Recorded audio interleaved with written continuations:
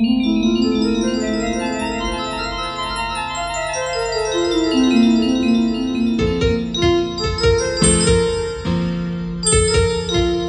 ఛానల్ను సబ్స్క్రైబ్ చేసుకోవడానికి subscribe button press చేయండి. పక్కనున్న బెల్ ఐకాన్ను క్లిక్ చేయండి.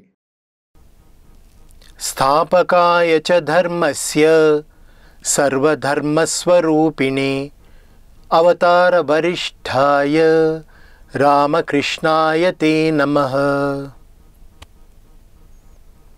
శ్రీ రామకృష్ణ ప్రభ ప్రేక్షకులందరికీ నమస్కారం.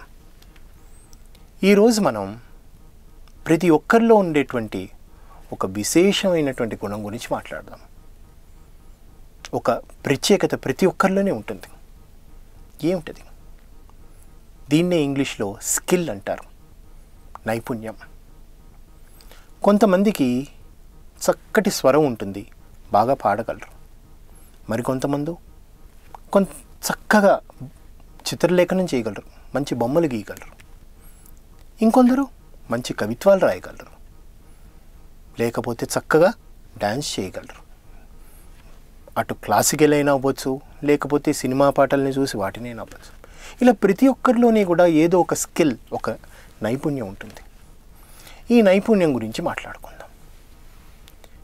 ఈ నైపుణ్యం అనేది మనకి స్వతహాగా వస్తుంది. ఆ వచ్చిన నైపుణ్యాన్ని గుర్తించి దాన్ని ఎప్పుడైతే మీరు ఇంకా అభివృద్ధి చేసుకొని దాన్ని బాగా డెవలప్ చేసుకొని ఒక చక్కటి స్థితికి చేరుకుంటారో అప్పుడు మీరు నిజంగా మీ జీవితంలో ఒక మంచి స్థాయికి చేరిన వారు అవుతారు. అంటే దీన్ని ఇంగ్లీష్లో ఏమంటామంటే పాలిష్ యువర్ స్కిల్స్ అంటాం. అంటే మీకు వచ్చినటువంటి ఈ నైపుణ్యాలని ఒక చక్కగా వాటిని మెరుగుపెట్టుకుని ఓ విధమైనటువంటి ఒక మంచి స్థితికి చేరుకోరు.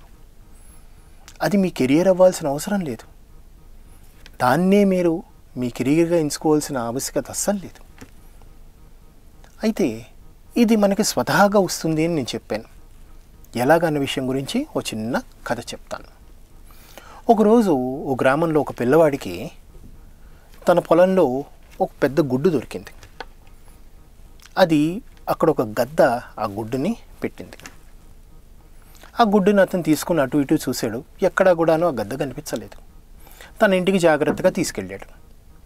ఇంట్లోని తన కోళ్ళ గంపు ఉంది. ఆ గంపెత్తి ఆ కోళ్ళు పెట్టినటువంటి గుడ్ల దగ్గరే ఈ గద్ద గుడ్డును కూడా పెట్టాడు. కోడి తన గుడ్లతో పాటు ఈ గుడ్డును కూడా పొదిగింది. కోడి గుడ్లోంచి కోడి పెట్టలు వచ్చాయి. ఈ గద్ద గుడ్డులోంచి చిన్న గద్ద పిల్ల వచ్చింది. అది కోడి పిల్లలతో పాటే పెరగడం మొదలుపెట్టింది. అవి తింటున్నట్టుగానే ఇది కూడా చిన్న చిన్న పురుగులనది తింటోంది. అవి ఎంత ఎత్తు ఎగరగలుగుతున్నాయో ఇది కూడా అంతెత్తే ఎగరగలుగుతోంది. వాటిలాగే ఇది కూడాను తన యొక్క విషయాలన్నింటినీ కూడాను ప్రదర్శిస్తోంది. అంతేకాని తనకు సహజంగా వచ్చినటువంటి తన పుట్టుకతో ఉన్నటువంటి లక్షణాలని ఏ విధంగానూ అది చూపించడం లేదు. ఇలా కొన్నాళ్ళు సాగుతోంది. మెల్లిమెల్లిగా ఆ పిల్లలు పెరిగి పెద్దవవుతున్నాయి. ఈ గద్ద పిల్ల కూడా పెరిగి పెద్దదవుతోంది. ఒకరోజు ఆకాశంలోకి గద్ద పిల్ల చూసింది. చూసేసరికి అక్కడ పైన పక్షులు ఎత్తుగా ఎగురుతూ ఉన్నాయి. దానికి చూసి ఎంతో ఆనందం అనిపించింది. అయ్యో, నేను ఎగరలేనే అని బాధపడుతూ ఉంది. ఇలా ఉండగా ఆ ఆకాశంలో ఎగురుతున్న పక్షుల్లో ఒక పెద్ద గద్ద కూడా ఉంది. అది ఈ కోడి పిల్లలకేసి చూసింది. తిందామని అనుకుని అది కిందకు వస్తూ ఉండేసరికి పక్కన ఈ గద్ద కనిపించింది. ఇదేమిటి ఆశ్చర్యంగా ఉంది, కోడి పిల్లల దగ్గర ఒక గద్ద పిల్ల ఉందా అనుకుని ఆ పెద్ద గద్ద వచ్చి పక్కన వాలింది. వాలగానే ఈ గద్ద పిల్లకు భయం వేసింది. అంత పెద్ద పక్షిని చూసి బిత్తరపోయింది. అప్పుడు ఆ గద్ద, పెద్ద గద్ద ఈ పిల్లతో మాట్లాడుతాను. ఇదేమిటి ఇంత ఆశ్చర్యంగా ఉంది, మామూలుగా అయితే కోడి పిల్లని తీసుకుని నువ్వు వెళ్ళిపోయి తినాలి కదా, ఇలా ఉండిపోయేవెందుకు అని ప్రశ్నించింది. దానికి ఆ గద్దపిల్ల, తినడమా, ఏదో పురుగులది తిని బతుకుతాం కదా అని సమాధానం ఇచ్చింది. అప్పుడు ఆ గద్ద పెద్దగా నవ్వి, ఓసి పిచ్చిదానా, నువ్వు నేను ఒకే జాతికి చెందిన వాళ్ళం. చూడు, నాకు ఎటువంటి రెక్కలు ఉన్నాయో నీకు అలాంటి రెక్కలే ఉన్నాయి. నాకు దేహం ఏ విధంగా ఉందో నీ దేహం అదే విధంగా ఉంది. మనం ఒక్క జాతికి చెందిన వాళ్ళం. నువ్వు ఎత్తుగా ఆకాశంలో ఎగరగలవు, మాంసం పట్టుకుని తినగలవు, అంతేగాని పురుగులవి తినడం కాదు అని చెప్పేసరికి ఆ గద్దపిల్ల నమ్మలేకపోయింది. సరే ఏం చేద్దామా అనుకుంటుండగా ఆ గద్ద అక్కడున్న కోడి పిల్లని పట్టుకుని చంపి కొంత మాంసాన్ని ఈ గద్దపిల్లకి ఇచ్చింది. మాంసం తినగానే దాని రుచి చాలా నచ్చింది. ఓహో, నేను నిజంగానే గద్దనన్నమాట అని అది తెలుసుకోగలిగింది. వెంటనే ఈ పెద్ద గద్దతో పాటు పైకి ఆకాశంలో ఎగరడానికి ప్రయత్నం చేసి ఆ ప్రయత్నంలో అది కృతకృతురాలై చక్కగా ఆకాశంలోకి ఎగిరి తన యొక్క సహజమైనటువంటి గద్ద జీవితాన్ని గడపడం ఆరంభించింది. కథ ఇక్కడికి పూర్తయింది. కానీ మనం ఈ కథ ద్వారా ఏం నేర్చుకుంటున్నాం? మనం కూడా మనలో ఉన్నటువంటి ఈ స్కిల్స్, నైపుణ్యాన్ని గుర్తించకపోతే ఆ గద్ద పిల్లలాగే అయిపోతాం. ఎవరు వచ్చి మనకి చెప్పాల్సి వస్తుంది, కానీ నిజంగానే అది అందరికీ సాధ్యమవుతుందా? సాధ్యం కాకపోవచ్చు. అందుకని మీలో ఏదైనా ఒక స్కిల్ ఉందనుకోండి, అంటే మీరు చక్కగా పెయింటింగ్ చేస్తున్నారు, అప్పుడు ఆ పెయింటింగ్ని బాగా నేర్చుకుని దాంట్లోని ఆయిల్ పెయింటింగ్ కానీ వాటర్ కలర్స్ కానీ ఏదైనా అందులోకి వెళ్ళవచ్చు. అదొక హాబీగా తీసుకోవచ్చు. మీకు చక్కగా మంచి స్వరం ఉంది, పాటలు అవి పాడుతున్నారు, సరదాగా మీరు పాటలు అవి పాడడం మొదలెడితే బహుశా అది మీకు హాబీ అలా లేటర్ ఆన్ కెరీర్ అవ్వచ్చేమో.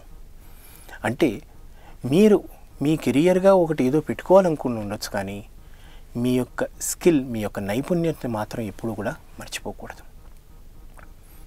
ఇంగ్లీష్లో మరొక వాక్యం ఉంది, డోంట్ కిల్ యువర్ స్కిల్ అని అంటారు. అంటే అర్థం ఏంటి? మీ యొక్క నైపుణ్యతను ఎప్పుడూ కూడా మీరు చంపుకోకూడదు. చరిత్రలో ఎందరో మంది ఉన్నారు. ఉదాహరణకి బెథోవెన్ గొప్ప సంగీత దర్శకుడు. ఆయన పుట్టుకతో చెవిటివాడు, ఎప్పుడు తన సంగీతాన్ని వినలేదు. అదేవిధంగా మీకు ఈ మధ్యకాలంలోని శాస్త్రవేత్త గురించి చెప్తాను. అతని పేరు స్టీఫెన్ హాకింగ్స్. అతనికి అవయవాలు ఏవీ కూడా పనిచేయలేదు, కానీ శాస్త్రవేత్త కాలేదా? మన తెలుగు కవుల్లో దేవులపల్లి వెంకటకృష్ణ శాస్త్రి గారని ఎంత చక్కటి కవిత్వం రాసేవారైనా. ఇలా చెప్పుకుంటూ పోతూ ఉంటే ఎందరో మహానుభావుల గురించి మనం ప్రస్తావించుకోవచ్చు. కనుక నేను చెప్పాలనుకునేది ఒక్కటే, if you have the skill, the world will come and fall at your feet. నీలో కనుక నైపుణ్యత అనేది ఉంటే ప్రపంచం నీ పాదక్రాంతం అవుతుంది. కనుక మిత్రులారా, మీలో ఎటువంటి నైపుణ్యం ఉన్నా, ఎటువంటి స్కిల్ ఉన్నా, డోంట్ నెగ్లెక్ట్ యువర్ స్కిల్. అంటే మీలో కనుక ఏదైనా కనుక నైపుణ్యత ఉంటే దాన్ని ఏమాత్రం కూడా మీరు నిర్లక్ష్యం చేయకండి.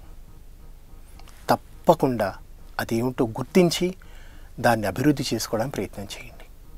బహుశా దాని ద్వారా మీరు ఎంతో పేరు సంపాదించవచ్చు. కనుక always remember, polish your skills. సెలవు.